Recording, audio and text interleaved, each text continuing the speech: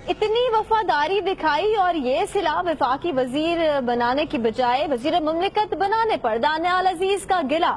शरीफ family का पुरजोर दिफा करना भी दानियाल अजीज के काम न आया। नून लीग के वजीर मुमलिकत दानियाल अजीज लीगी क़यादत से नाराज हैं। जराये के मुताबिक दानियाल अजीज ने वफाकी वजीर बनने की ख्वाहिश जाहिर की थी। दानियाल अजीज आज हलफ बर्दारी के लिए ऐवान सदर नहीं आए। दानियाल अजीज को आज वजीर मुमलिकत के ओहदे का हलफ उठाना था।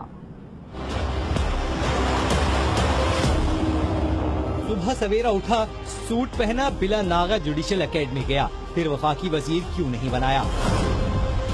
पानामा हंगामे के दौरान सुबह जुडिशल एकेडमी और सुप्रीम कोर्ट, दोपहर इस्लामाबाद की सड़कों पर बयानबाजी और शाम में टीवी टॉक शोज में सियासी मुखालफीन को बुरा भला कहने वाले दानियाल अजीज अपनी ही हुकूमत से नाराज हो गए। शरीफ खानदान के हक में शब रोज बयान देने वाले सियासी वफादारी का फल वफाकी वजीर की सूरत में खाना चाहते थे। नून लीग ने वजीर मुमलिकत की प्लेट सामने रख दी। दानियाल अजीज वफाकी काबीना की हल्फ बर्दारी तकरीब में शरीक नहीं हुए। जराये के मुताबिक लीगी रहनुमा मर्जी की वजारत न मिलने पर खफा हैं।